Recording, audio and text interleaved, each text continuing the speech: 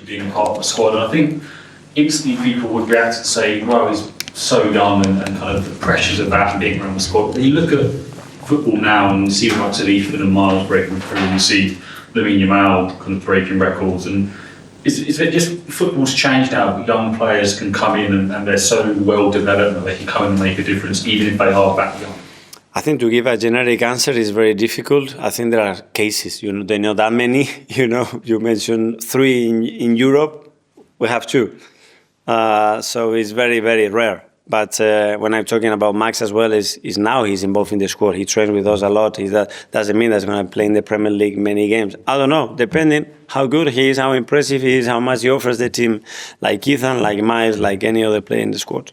Do you think he could be that special case, like Ethan and Miles, or even he?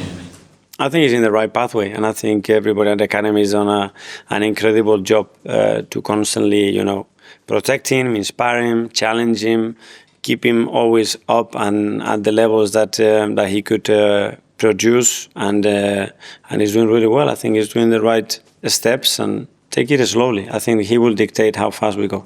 And how much do you speak to him, and when you speak to him, do you still feel like you're speaking to a very young person, or do you see that he's mature not just on the football pitch but as a person as well?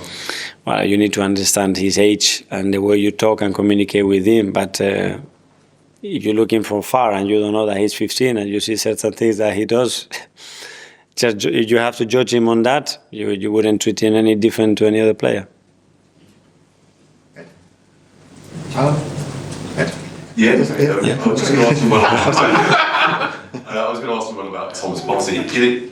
Obviously, you missed him the other night. Do you think it showed how important he is to your team the other night in not being there? Yeah, it is very important. Obviously, he's a starter for us and is the player that's played most minutes in the position. And obviously, for the biggest game of the season, we didn't have him. But I think Declan did a great job playing in there, and we had other qualities in midfield, and now we have him back, so more options.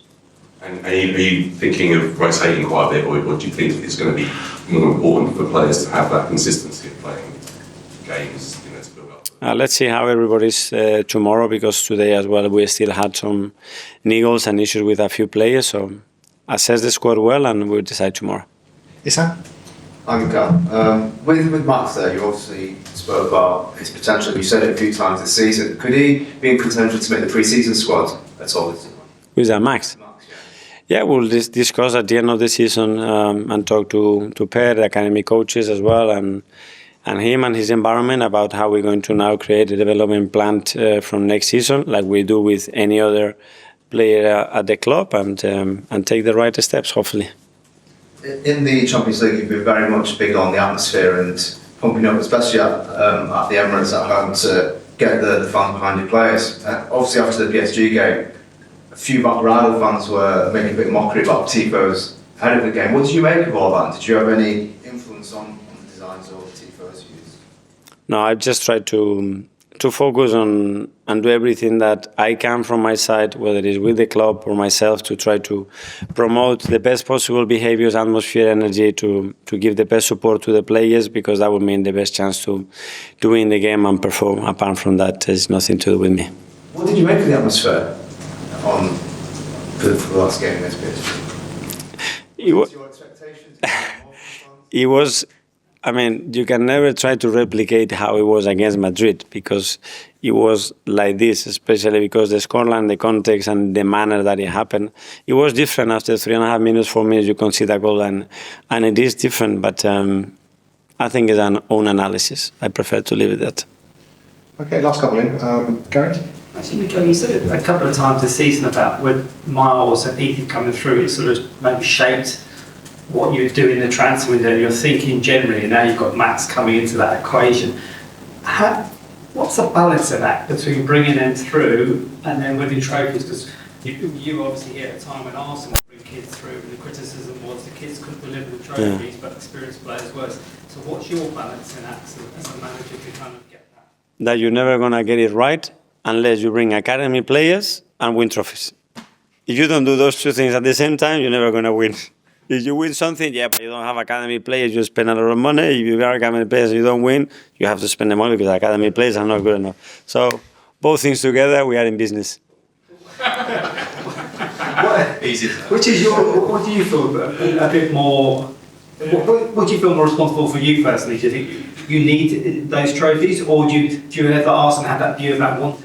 I love the trophies, and I love working with young players, especially the ones that have been through our academy, our system, and see them play, because I think that's a dream for any football club. So the first thing that we do is, or what do we have in the academy? Can we look at them? Can we promote them? Can we make them the lead players that we're going to need to win trophies? Do they have this mentality? And then go, because that's always a challenge. An academy player sometimes has a different mindset, different perspective of what he needs to do when he arrives to the first team. Because when you come from the academy to the first level, what do you want? Oh, now I want to get set in the first team, go into that dressing room. Once you're in the dressing room, can I play a little bit? Once you play a little bit, can I be a starter now? When you do a starter, can I have a new contract and earn more money? Once you have that, can I now be more consistent and be a through the starter? And throughout that period, is 3, 4, 5 years, are you thinking about winning football matches and actually winning trophies, or are you thinking about your own steps? That's the very important mindset to go with the question that you mentioned before. Academy players that want to win, not to raise themselves or develop themselves, to win for the club. That's what you're saying on that is because when you see some of these young players come through, they go like that, and then suddenly there's a bit of a plateau, or they go down because they don't get that consistency. But it's hard for them in the second season syndrome. So something like Miles or Ethan, what's the process for you to kind of help them? Because their challenge is going to come next year, not this year. Yeah. Well, this year as well, there are, but I mean, and the career of any football player normally is not linear up, Even if we get buy the best talent in Portugal for 50, 60 million, he comes here, maybe has 3 wonderful months, and then he has a drop for 2 or 3 months, and then and that's part of the game. Yeah. And finally, You mentioned earlier on that the most important thing, the number one thing, was not getting players sent off, having 11 players, as opposed to the injuries. Why did you put that as number one? Sorry, then I didn't explain myself well. I said 2 things, 2 ingredients. Play with 11 players and have high availability of the squad, and especially the top players that win you matches, both together. Yeah. Has number one, with the first one, the red cards, has that been sorted out, you think? It seems to be. I hope that, it's been because the rules at the beginning of the season, when we were punished, and after 15 games were very different. So they resolved them. So hopefully next season we'll have some new rules for some games and then change them again. That would be great, if possible. Especially for all the teams, the same rules, at least. With VAR, anything could happen? No, hopefully not. okay. Yeah? Good luck tomorrow and Tuesday. Thank you very much. Thank you, guys. Wednesday, yeah. See you tomorrow. Yeah, guys. See you guys. All good. All good. Yeah,